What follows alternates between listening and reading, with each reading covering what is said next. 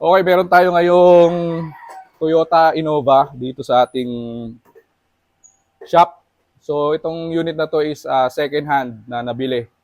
So ito yung tip natin doon sa mga bumibili ng mga second hand na unit when it comes to preventive maintenance doon sa mga unit na nabili ninyo.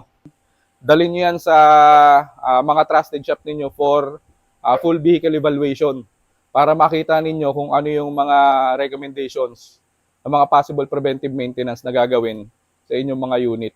So kagaya nito, second hand unit na nabili ni boss, naka-schedule to for full preventive maintenance dito sa ating shop.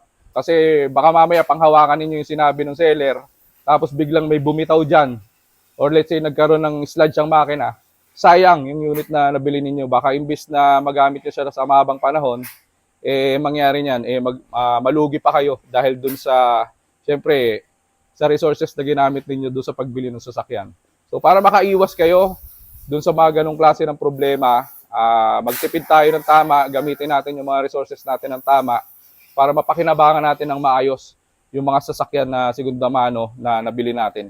So yung tip natin for today mga boss, good day. Sana nakatulong. Peace!